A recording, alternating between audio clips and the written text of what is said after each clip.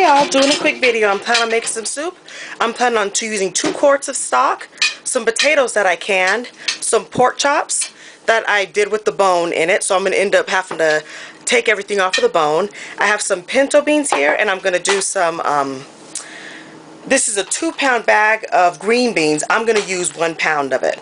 But we are going to go ahead and make us some delicious soup, and you'll see just how fast and easy it is and how great it is to can, because life is busy, so it's nice to be able to have stuff quick and easy.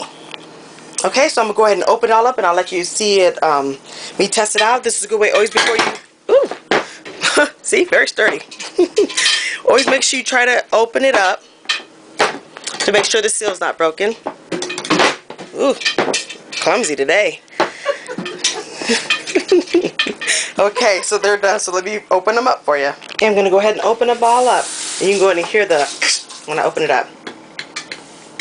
The seal break.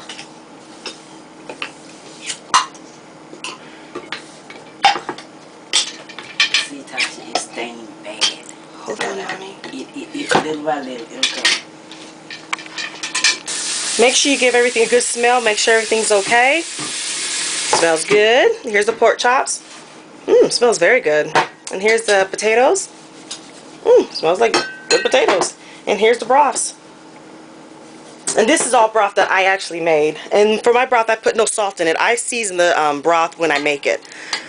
Alright, so let me go ahead and let's get started.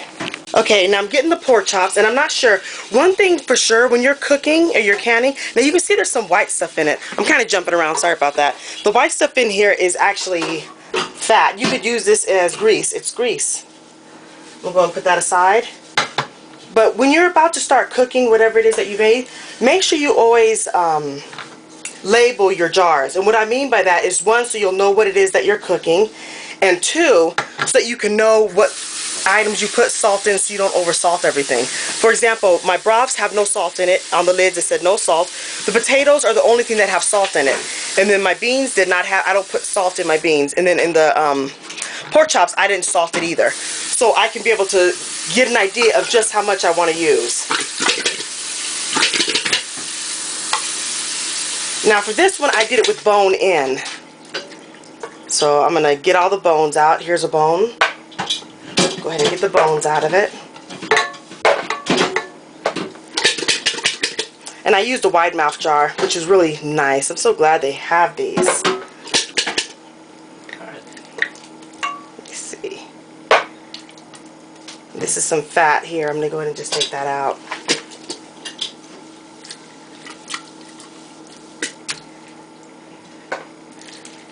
I'm just breaking it up. And it may not look the best, but again, what I've noticed for soups, canned meat goes really good with it because it doesn't have that canned taste. Versus if you just took it out and kind of cooked it for a little bit. It's just nice because it infuses together. But here's the meat right here. And let me put the rest of the ingredients in, then we're going to put it on the stove. Alright, and that's a lot of meat in here. I'm wondering if I should just go ahead and take back some of the meat. My brother will be happy because he loves meat, and I love meat too. So let me see. Put this in.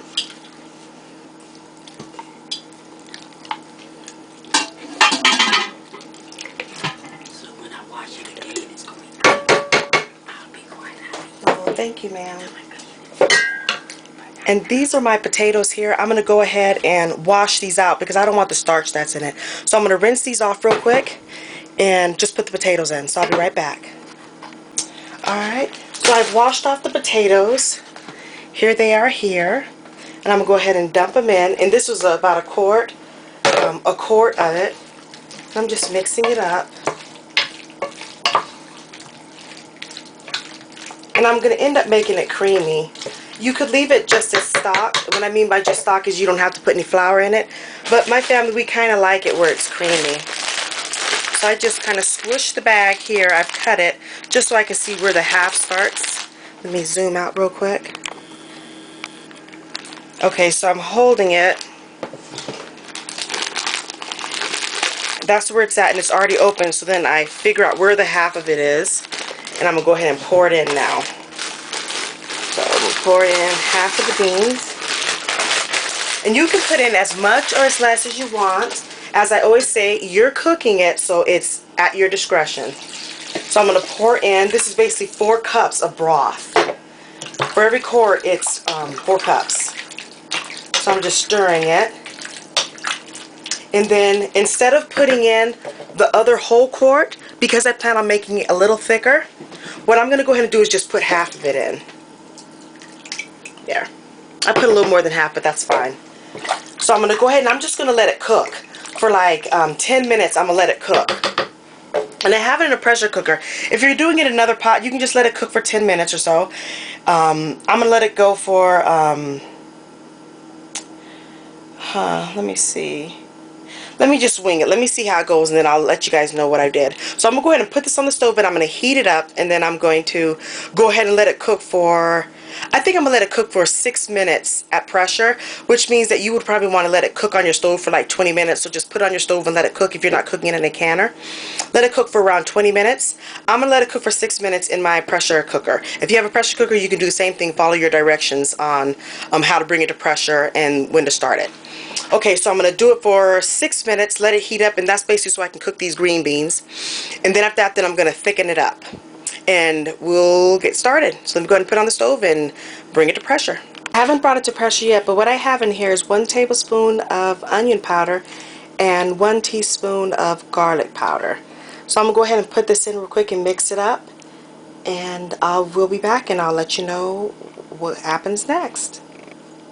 I went ahead and I added 1 teaspoon of salt before I started cooking when I added in the rest of the seasoning. But here it is. It's been cooking for 7 minutes after it got brought to pressure. So as soon as it got brought to pressure, and I'm going to move it away from me so the steam won't get me. It's happened too many times. Burned myself. Okay. So here is the soup here. And you could eat it just like this. It's totally fine. Again, as I was saying before, my family, we kind of like it thick. I'm just kind of letting you see kind of what it looks like. Oops. Letting you see what it looks like, but it looks very tasty.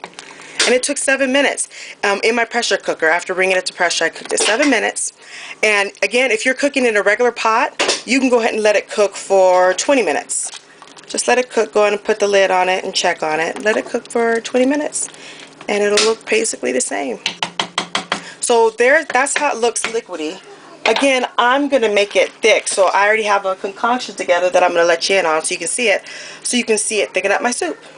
Okay, now I have the rest of my broth. And I'm going to go ahead and just put it inside of here. And I'm putting it inside of my Vitamix. You can definitely do this by hand, but I always try to figure out what's the best way to cut my corners. So let me go ahead and put in all my stock. Oh, I spilled it some, but that's okay. Let me see how much I put in because there's measurements on here. It's basically 1.5 cups of broth, and I'm putting in basically 1/4 a cup of flour, 1/4 a cup of flour, and I have 1/2 a cup of melted butter. So basically it's 1 stick cut in half. And the cool thing about this is if you're doing it by hand, you want to just whisk it together little by little, the liquid with it, so it can turn out kind of a creamy consistency. But in the Vitamix here, it's going to basically get rid of it so there's not going to be any lumps. So let me go ahead and blend it up in the Vitamix and I'll be right back. Okay, I have it in the Vitamix. I'm going to basically cut it on, put it on variable speed. We'll see. These are variable speeds, and then I may cut a tie. I don't think I'll need to. Let me go ahead and cut it on. And it's mixing. And I'm just moving it the variable speed just a little bit. I just need to get it well mixed. So I'm looking at it and I have it on setting 3. And the whole point is I just need to get it mixed together. And that's basically it. So let me cut down the volume and cut it off. And now I'm going to go ahead and put it inside of my soup so I can thicken it on up. Alright, I poured it in. I cut the burner on medium-high. What I'm planning on doing is letting it thicken up just a little bit. If you'd like to have it thicker, you can go ahead and take some of the broth straight from out of here and put it back in your Vitamix and put a little bit more flour into it, and then put it right back in there to thicken it up. But I'm going to let it cook for about 5 minutes after it starts bubbling. After it starts bubbling. So I have it on medium-high. So let me go ahead and I'll tune you back in. Okay, it's been basically 4 minutes. I'm going to go ahead and stop. It doesn't need to go for longer. If you want to do the full 5 minutes, it's fine. I have it on medium high. That's why it's boiling. I just wanted to show you what it looks like at a boiling. So I'm going to mix it real quick. But it is done, and it thickened it up a little bit. If you want it more thick, just add more flour. And when you add the flour to it, it's going to have a flour taste. That's why you need to let it cook for at least 5 minutes or so, or 3 minutes, just so the flavor of the flour can go away. Let me cut off the timer. Alright, so the soup is done. I'm going to go ahead and plate it, and we'll see what it looks like. Alright, here is the end result. You would not know this was out of a can. And the stuff you see sprinkled around, I always put this on all the soups, I like it, is Parmesan cheese, and then there's sour cream right there. Let me get that sour cream off. And then let me just show you, there's the beans, there's the meat, the potatoes. It tastes very good. My husband tried some of it already because he always tries the stuff before I let it go into production, which basically means before we all eat it. But it's nice, thick, chunky meat in it. Oh, there's some of that sour cream. But you see, it's very good, and it tastes very good, especially whenever it's hot outside, or not hot, but cold outside. The winters warms the soul. And on behalf of your friends, family, and loved ones, I want to be able to tell you thank you so much for making such great, delicious food that we're able to put inside of our mouths.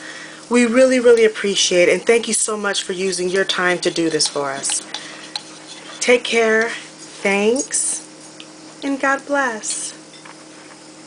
Just wanted to do another quick shot and let you know what it looks like thick. Nice and great. Perfect for the family. And you know everything that's in it.